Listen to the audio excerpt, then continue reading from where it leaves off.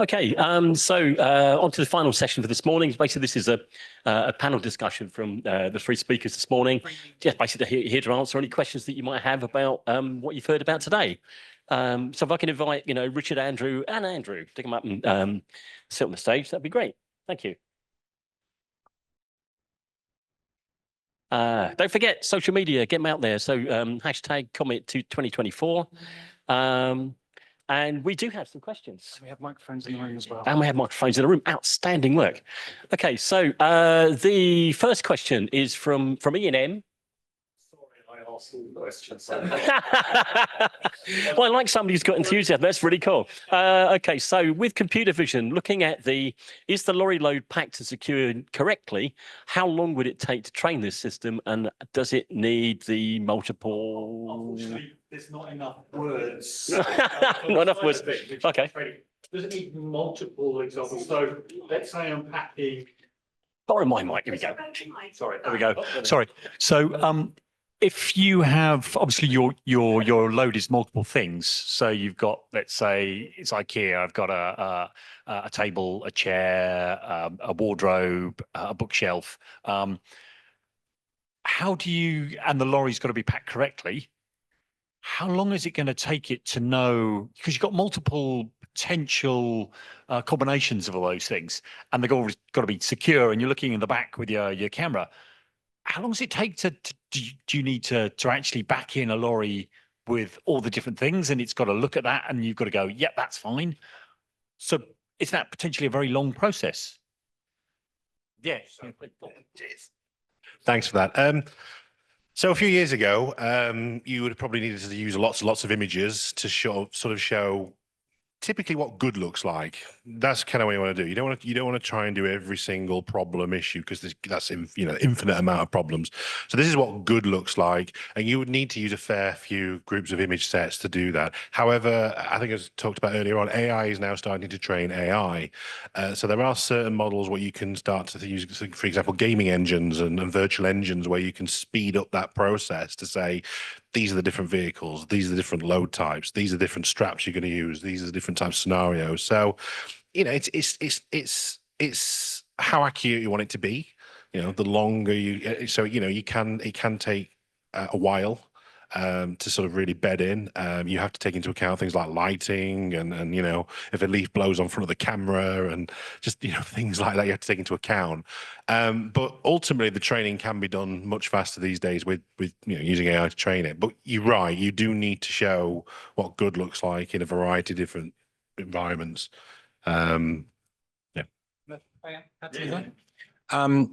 Just add into that in terms of the training data, but slightly different scenario, but still computer vision. So we're doing some work to try to understand what is seen on a 2D construction drawing, and to be able to interpret that to a level of detail which can be used to create a model. Right, that's the kind of the challenge. So to give you some idea in terms of the training data that we use within the business to do that, and there are public training data sets out there. One of the training data sets that we use has approximately 40,000 apartment layouts with walls and doors and windows and so on. So generally, when you're training computer vision systems using a convolutional neural network, you generally talking in terms of thousands of samples of good. But the more, the better. Generally, but that's notwithstanding what Andy just said. There are ways to sort of streamline that process and make it quicker. And the other interesting thing is from experience that process, the training time, can take days, and it's dependent upon the kind of compute that you've got there, right? But the actual detection time afterwards is literally milliseconds or seconds. So the better the training, the better the outputs. Garbage in, garbage out, every time, I think. Did you have anything? And it does depend on your problem, because there are a lot of data sets available on the internet. So you can probably find a lot of pictures of badly loaded trucks on the internet. Just final point as well. I was just talking to someone earlier on. There are things that you can't have pictures of, like toxic waste spillage or something like that. You're not going to have hundreds of thousands of images of that. So that's where the AI and the gaming engines can start to use to train the different scenarios, different classes as well, because just sometimes the images aren't available. Just to break up the number of questions from Ian as well. Sorry, Ian.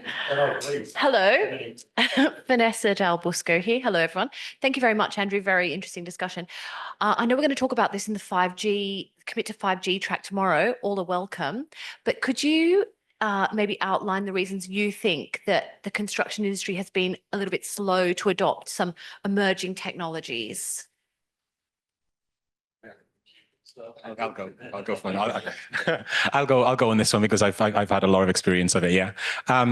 I think, the construction industry has been called the sleeping giant.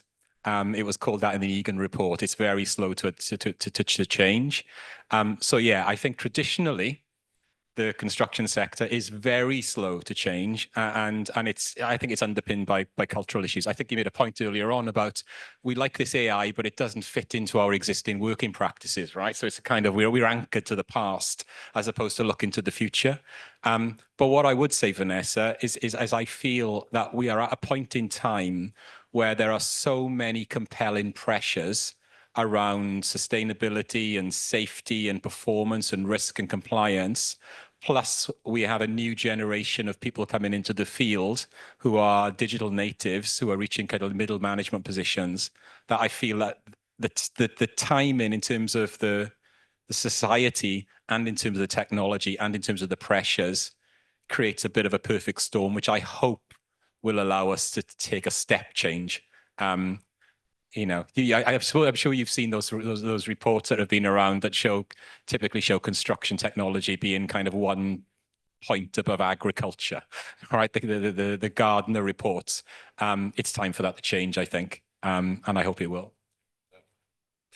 Yeah, and actually, I don't think it's just construction. I mean, I deal with emerging technologies, so I talk about AI and compute, 5G, slice networks, a lot of different areas, and I think to the point, a lot of these sort of tech native people are becoming middle management now. But if I speak to a customer of any vertical, a lot of the traditional technologies, whether it's sort of LAN, WAN, security, mobile, data, IT platforms, these are all really sort of obvious, common solutions that business need in a variety of different verticals. When I start talking about computer vision and AI, they're thinking, wow, that's really useful for me. I can use that. I want to use that.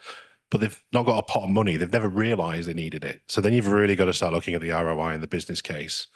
And I think the challenge, and 5G is especially in this, is there's a DCMS study out which says that, business, especially at the moment, it's not, the economic situation is not great out there. So businesses even more so now are less likely to jump into emerging tech when there's not lots and lots of well-known, robust ROI business case. And I really struggle sometimes to try and articulate, how do you put an ROI on health and safety? How can you definitively do that? Of course, you can start to join the dots. If something bad happens, how much will that cost? But it's difficult. So the business case and ROI and the requirements is paramount to any technology deployment. And when you're talking emerging technology, even more so a challenge. I think the other thing I've sort of really come to realize is that construction is a very broad subject. So I mean, at that design end, the architectural end, I think AI will get adopted very, very quickly because it will help them with their building design and come up with innovative new structures. Things like looking at building regulations and making sure is your building compliant. Those are really easy wins. I mean, at the other end of the spectrum, you've got the building management, and I mean, there's lots of stuff already going on there using AI to reduce energy footprint, carbon emissions, do predictive maintenance. The area in the middle where it's difficult is the hard engineering. We're actually making stuff, but you've got innovation happening there, like with the tunnel boring machines, where actually bringing in a decision support system can improve productivity. So those are things where you can probably more easily demonstrate a return on investment. Okay, so we've got Shy person with the next question. What is the most effective method of introducing AI solutions to an organisation? Thank you. Bottom up or top down? Maybe not that shy. I ran out of words. Well, I'll give you the mic. There you go. So thank you. Yeah, for my organization, basically, what is a successful strategy for AI adoption? I think there's typically, from what I can see, either the bottom-up solution-driven or the top-down objective-driven type methods of organizational change. And I think AI is interesting because there's a lot of confusion around what it can actually do for you, which kind of lends to people more focusing on what can it do for me type discussions. Are they actually effective? Should it be objective driven for an organization? Be curious to hear your thoughts. I think Ant said, follow the money. And the people who own the money are the people at the top. So it has to be a top-down thing. And, people like Cranfield University are running courses aimed at executives, looking at what does digital twins mean for your business. So there is a lot of education going out there. I mean, the Bridge AI program has some mentoring aimed at more senior people to help them understand how AI and machine learning can help improve their business.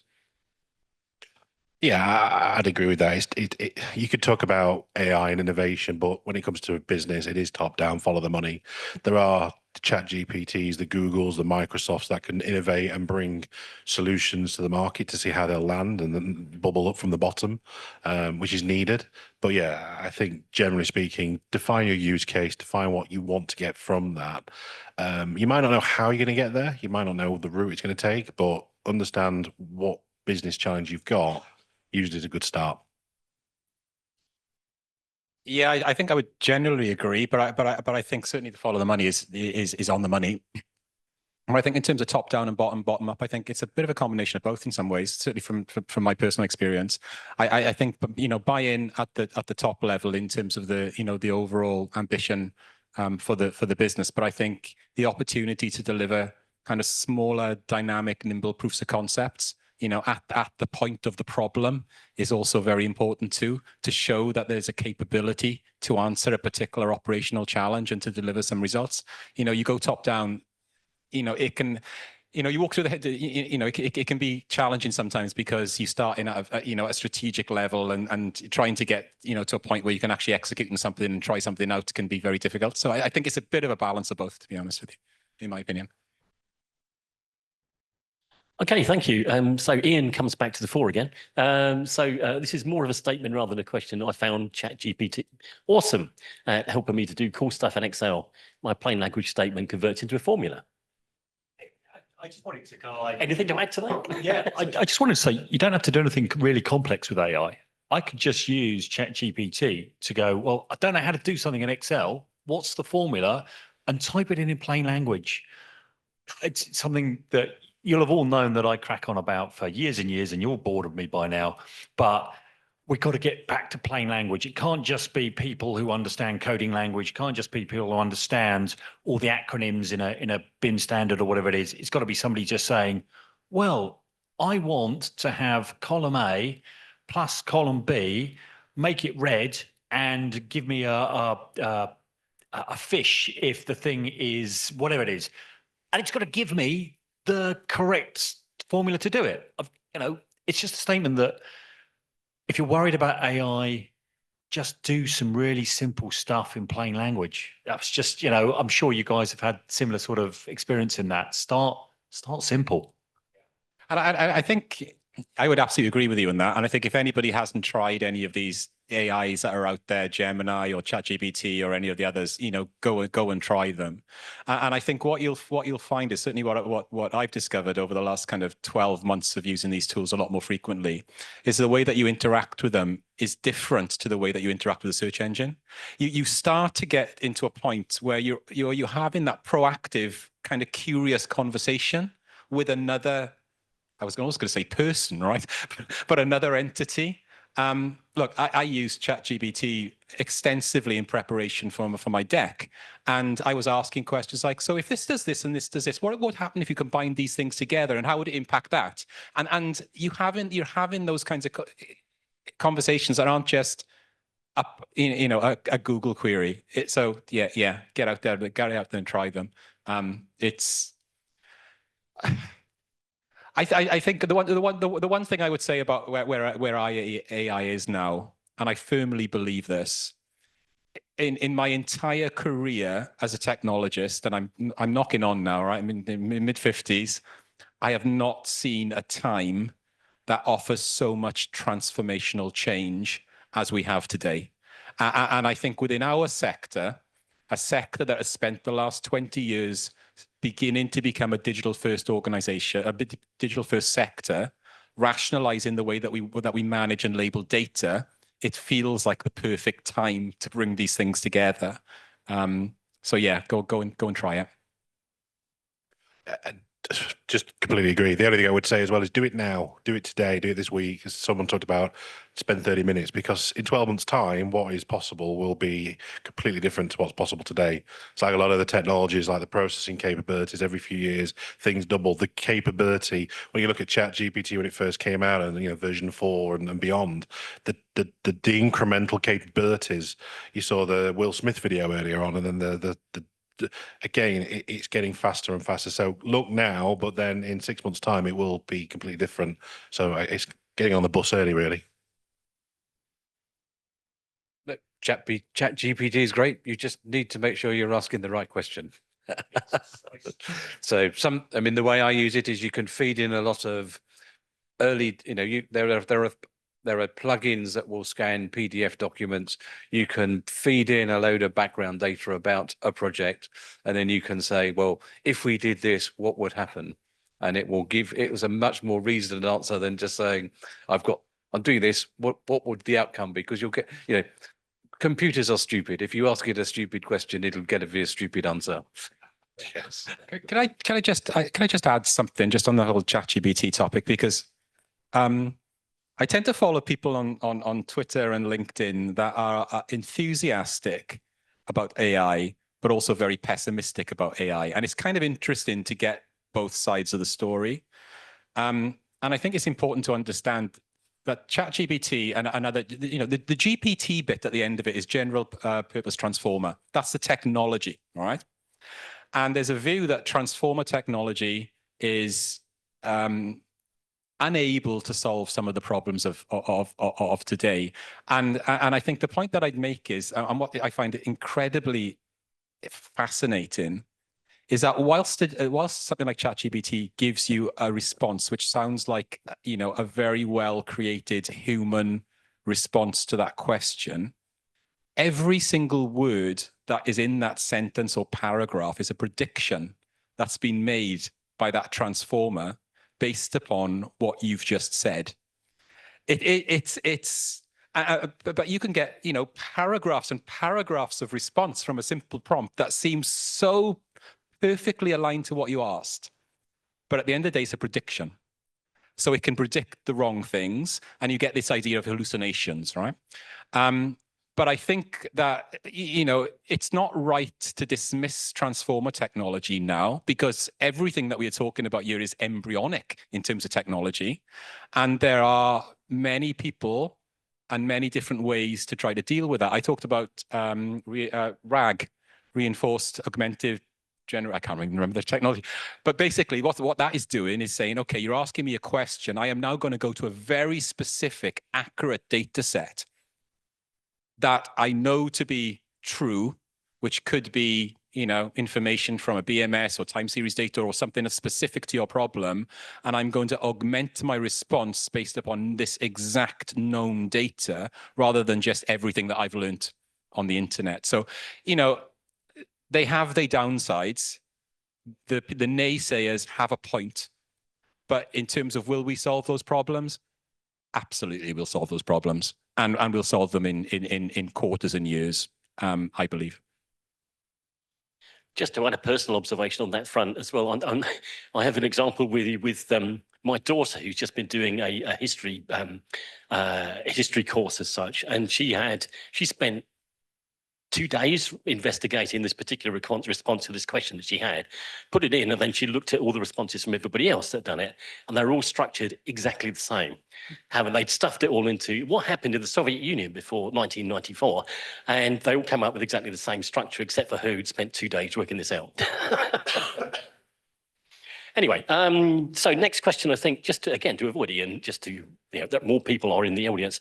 Thomas Arnold from UK Power Networks. How can AI-driven digital twins be used to track carbon production to produce a faster transition to net zero? Is Thomas in the audience? It's down the front here. Hi, thank you. Yeah, so I head up the BIM and sort of digital twin elements at UK Power Networks and UK Power Network Services. We currently have a contract to maintain most of the airports in the southeast, all their power grid systems. We've built digital twins of them. We have IoT devices connected to lots of their transformers for energy usage. We're interested in computer vision and how that can be detailed into our digital twins. And have you seen any good examples of that yet? So we're involved in some digital twin projects looking at reducing carbon in the supply chain. So the ability to track how much, if I use supplier A, they'll produce this much. If I use supplier B, they'll produce this much. Well, supplier B looks much better, but actually the shipping cost is much higher. So we're involved in that. And the thing digital twins allow you to do is to having collected your data, you can then do your gaming and say, if I do this scenario, what will the outcome be, or what would the impact be? So I think in the energy network, that is where you can use the gaming thing to be able to say, well, if we change how we route the power, or if we shift demand, does that help? So I mean, I'm a bit of a geek. I have some solar panels. I have a battery storage system I built myself. I track the spot price of electricity, and you can see, that there is a huge demand, isn't there, between sort of around 5 and 6 o'clock in the day, and energy prices go through the roof. But when I fill my batteries at 3 o'clock in the morning, some companies are almost giving the electricity away. You pretty much answered it there. I mean, exactly. Digital twins, you're taking the data, you're using it to be able to manipulate, start to understand what if scenarios. I found them really useful as well when you collect data up and down the chain as well. So it's not just the processing in your particular domain, but it's what's the knock-on impact up chain and downstream as well. I think when you start to collect that level of data, you start to get more of an enhanced picture. But same as anything, it's still AI, mathematical algorithms, predictions. It's based on rubbish in, rubbish out principles as well, but they are a really good way of virtualizing a process and environment to sort of do that what if scenario planning. Yeah, digital twins, energy optimization, and AI computer vision. I think there's lots of opportunities, and I think, for instance, if you think about how you go about producing an energy model for a building, very often you're interested in understanding fundamental aspects of the building geometry in terms of volumetric spaces, heating and cooling loads, the amount of glass that's in the building. All of that information can be generated through computer vision, looking at construction drawings. That's an ambition that we have in Modelizer, to try to do those kinds of things. But also when you start to build energy models, specifically, when they sophisticated energy models, very often you need to think about building physics. And there's a profession, which is a building physicist, right? People that are expert in this field. Now, that is known fact. Physics is fact and science, and the ability for AI to kind of perform those, physics-based calculations, I guess could mean that the building physicists go on to do better things. So yeah, I think there's plenty of opportunity for AI within energy management and energy optimization. Yeah. Okay, I think we've got time for one more question. So again, there's the lady at the front. Thank you very much. It's not a question, it's a shameless plug. I'm Vanessa. I'm part of the Commit to Innovation group. with Emma, chaired by Emma from Waits. And this afternoon, we're going to be continuing along the same lines as this topic. And we've got Dr. Evie Sacalario, who's Professor of Innovation at Kingston, and she did her research in AI. So that'll be very interesting. So I encourage you all to attend. Thank you. Right, I think we've got time, given that, I think we've got time for one more, because actually this is a combination of two questions hacked together. From Mark van der Berger, are there low-code software applications available to use AI? And if so, what are they? Are there low-code software applications available to use AI? And if so, what are they? So like something that it doesn't need to use, if you're setting up an AI application, that's something you can use, like I don't know, like visual programming or something like that. Yeah, it's kind of interesting, right? I want to speak to that individual again, but kind of it is by default low code, right? It's kind of, you know, if you wanted to, you know, write a mobile application to, you know, I don't know.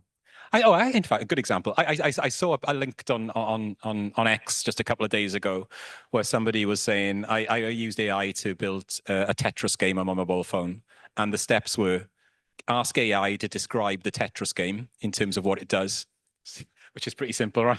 And then ask it to code the necessary components in order to build the game. So it's kind of low code. Maybe that's not the answer you were looking for, but that's how I've interpreted it. I'm not sure that person would pass much of a game design, you know, like job assessment in terms of working that way. Stick it all into ChatGPT. That's marvelous. I'd also like to add something else as well. So there are, for example, AI tools out there that make 3D models from scratch, textures from scratch, sprites from scratch.